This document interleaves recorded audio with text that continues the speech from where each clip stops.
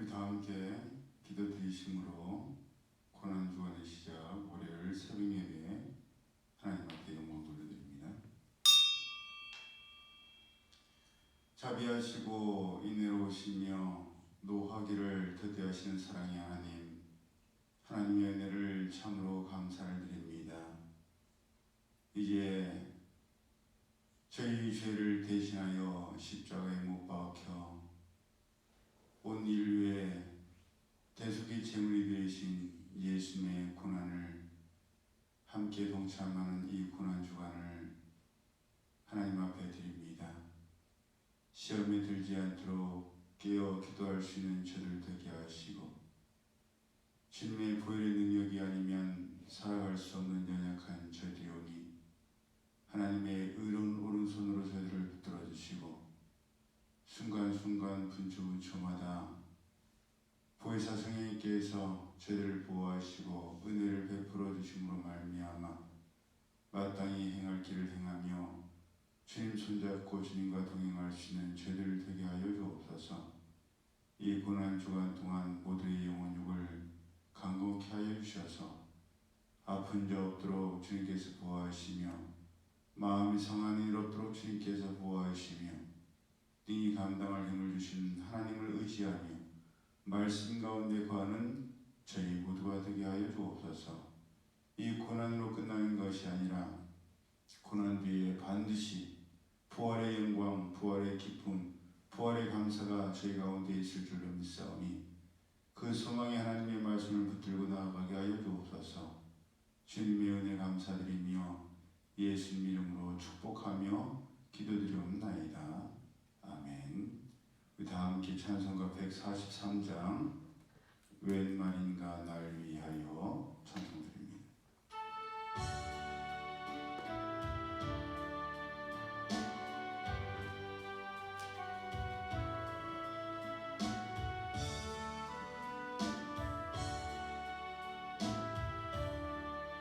웬 말인가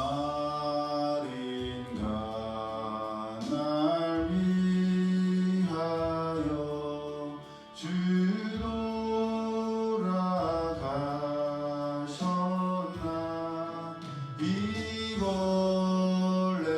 같은 날 위해 은혜 받으셨나. 내 지은 죄 다 지시고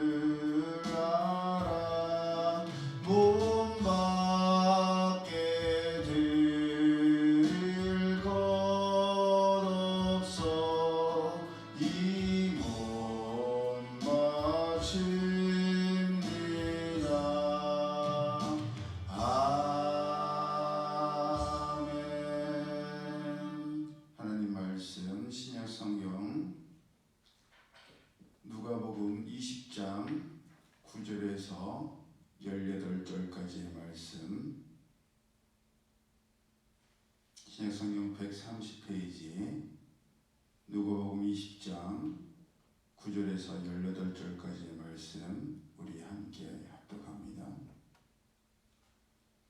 시작.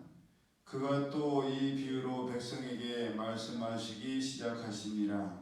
한 사람이 포도원을 만들어 농부들에게 새로 주고 타국에 가서 오래 있다가 때가 이름에 포도원 소출 얼마를 바치게 하려고 한 종을 농부들에게 보내니 농부들이 종을 몹시 때리고 거저 보내었거늘 다시 다른 종을 보내니 그도 몹시 때리고 능욕하고 거저 보내었거늘 다시 세 번째 종을 보내니 이 종도 상하게 하고 내쫓은지라.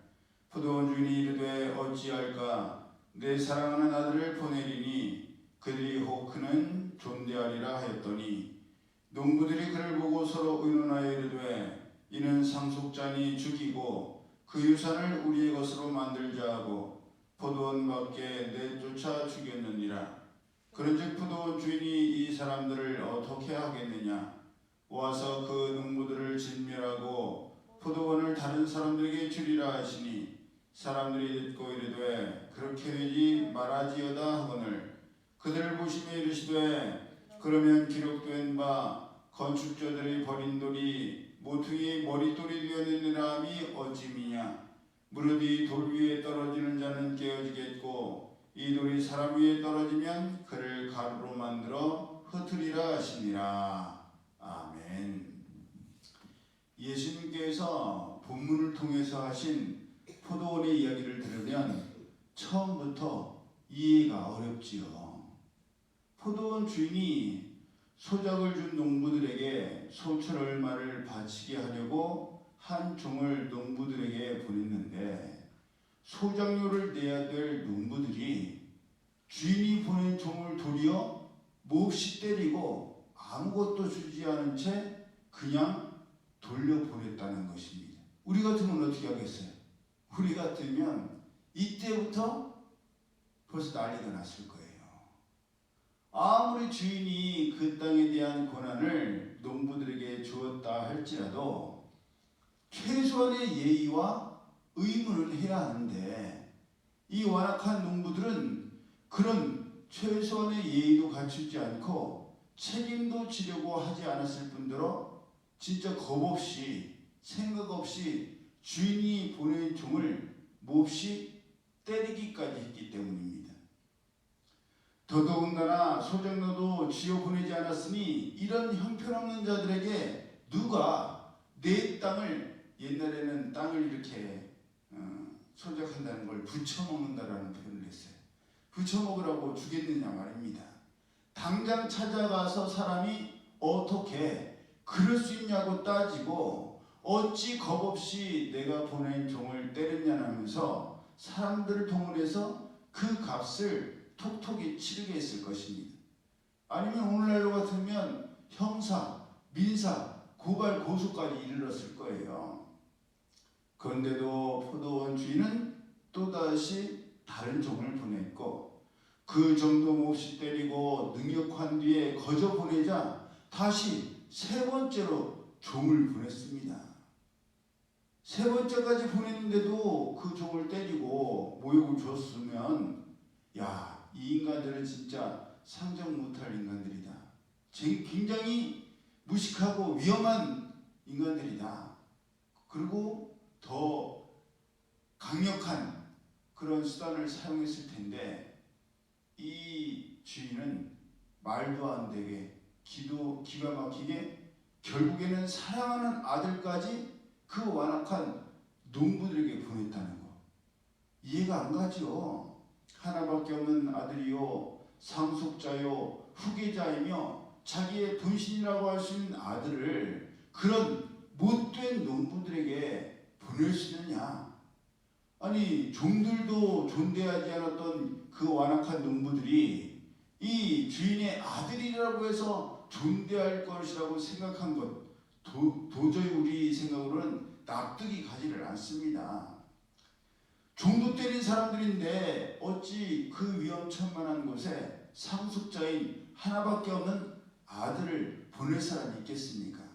그런데도 포도원 주인은 상속자인 아들을 보냈고 아니나 다를까 농부들은 주인의 아들을 보자마자 그 아들을 죽이면 상속자가 없어졌으니 농사를 짓던 자기들에게 이 땅을 주지 않겠냐는 진짜 말도 안 되고 어이가 없는 그런 생각을 했고, 그 생각한 것조차도 진짜 괴이한 일인데 그 생각을 행동으로 실행하고 말았습니다. 정말 어떤 강력한 처벌을 받아도 시원찮을 아주 못된 인간들이었어요.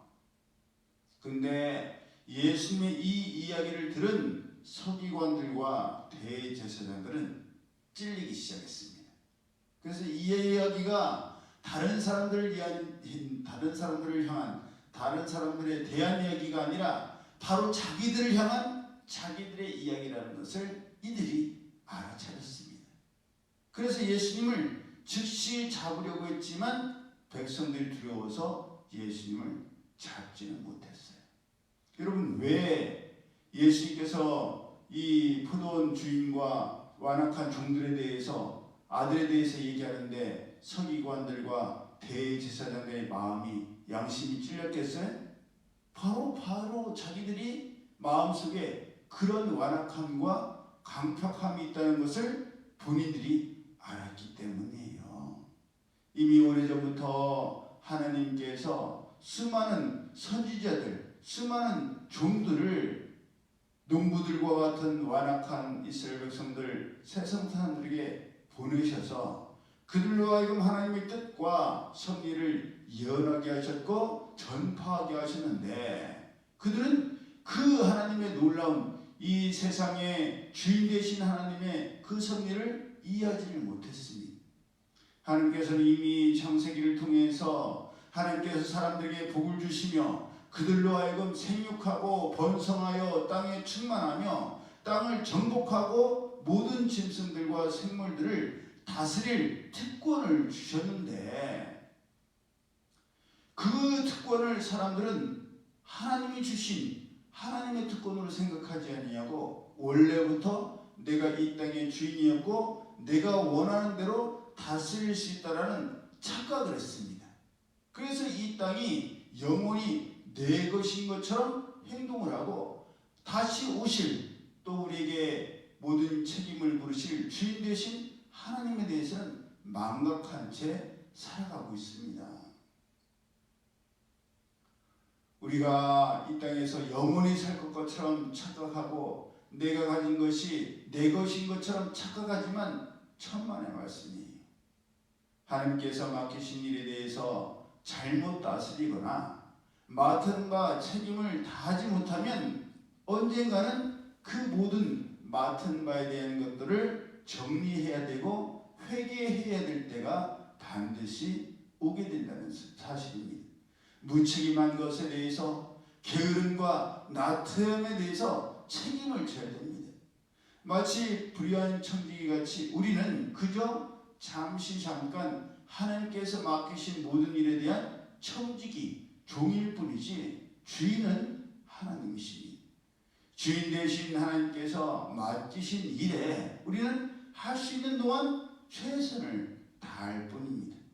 당연히 해야 할 일들을 하는 것이니 내세울 것도 없고 자랑할 것도 없으며 주인처럼 가지려고 하거나 내 것처럼 착각해서도 안 됩니다. 그것처럼 하나님께서도 우리에게 오래 참으시고 더디 노하시는 이유가 바로 하나님께서 주인이시요 우리는 잠깐 책임을 맡고 있는 청지기요 종일 뿐임을 깨달아서 하나님께서 맡기신 일에 충성을 다하여 그 결과물을 가지고 주인 되신 하나님의 즐거움에 참여하기를 원하신다는 사실입니다. 제가 수도 없이 말씀드렸지만 충성되고 지혜 있는 종이 되어 주인에게 그 집 사람들을 맡아 때를 따라 양식을 나눠줄 자가 누구냐라고 하시면서 너희도 예비하고 있으라고, 생각하지 않은 때에 예수님께서 오신다고 하신 것을 우리는 명심해야 합니다. 그동안 얼마나 춥고 쌀쌀했어요. 아침 저녁으로는 정말 추웠습니다. 뭐 지난주만 하더라도 새벽 예배 나올 때에 파카를 입지 않으면 떨 정도였어요. 근데 지금은 그렇게까지 춥지는 않은 것 같아요. 낮에는 이제는 많이 따뜻해져서 한낮에는 반팔을 입은 사람들도 보게 되지 않습니까? 언젠가는 따뜻해질 줄 알았고 따뜻함을 넘어서 더워질 줄 알았지만 이렇게 빨리 이렇게 갑작스럽게 봄이 찾아올지는 몰랐을 거예요. 또 지난주만 하더라도 봉우리가 졌을 뿐인데 이번 주에는 온통 꽃밭입니다. 꽃천지예요. 그러면 날씨도 계절의 변화도 이렇게 느닷없이 갑자기 찾아오는 것처럼 주인 되신 하나님께서 우리에게 하던 일을 정리하고 회개하자고 하실 날도 금방 올 것입니다. 예수님이 비유로 말씀하신 것처럼 도적같이 올 것이에요. 그러니 이미 주인 되신 하나님께서 그 많은 선지자들을 앞서 보내셔서 선포하게 하셨던 일들에 대해서 깨달은 우리는 다시 오실 예수님을 맞을 준비를 하고 있어야 됩니다. 안식 후 첫날 새벽에 예수님의 시체의 향유를 바르기 위해서 무덤을 찾았던 여인들처럼 죽으신 예수님을 찾아갈 준비가 아니라 하늘로 올라가신 그 모습 그대로 다시 오실 예수님을 맞이할 준비를 오늘 살아가고 있는 우리는 하고 있어야 한다는 것입니다. 이제 고난주간이 시작되었지만 우리가 고난당하신 주님만 생각할 것이 아니라 다시 오실 재림의 주님을 생각해야 되죠.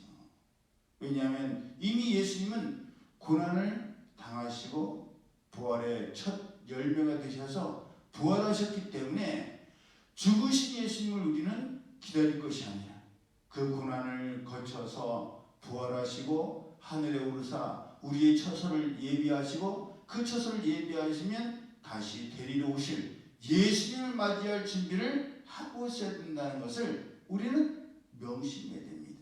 이것을 명심하여서 우리 각자에게 맡기신 사명이 있지 않습니까? 그 사명을 최선을 다해서 감당해야 됩니다.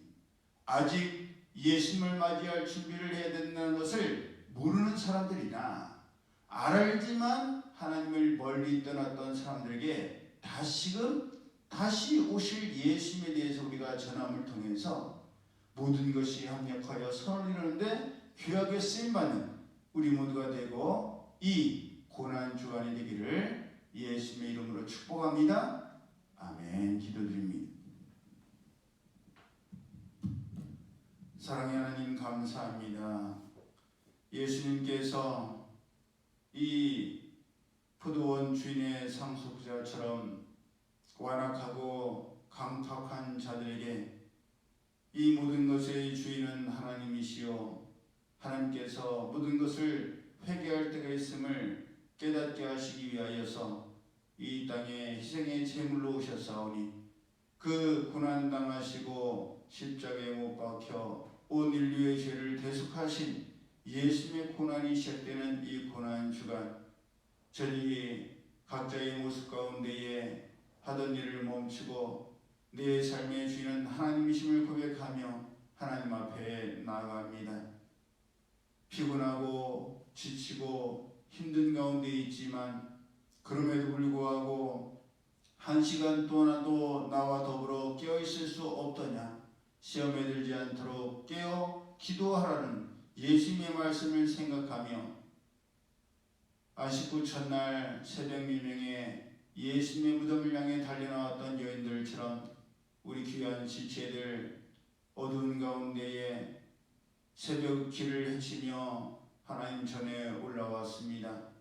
이 귀한 마음 주님께서 축복하여 주시고 가정에서 온라인을 통해서 예배드리는 모든 지체 위에도 하나님께서 이 하루를 감당할 수 있는 힘을 주셔서 내 힘으로 살아가는 것이 아니라 연약한 죄들 하나님의 권능의 손을 의지하고 예수 그리스도의 보혈의 능력을 의지하여 이 하루를 살아가며 이 고난 주간을 말씀 가운데 기도 가운데 깨어서 주님과 동행할 수 있는 저희 모두가 되게 하여 주옵소서. 말씀 가운데, 기도 가운데, 찬송 가운데 승리케 하여 주옵소서. 이제는 우리 주 예수 그리스도의 은혜와 하나님 아버지의 그 크신 사랑하심과 성령님의 교통하심이 이제로부터 영원히 함께 하실지어다.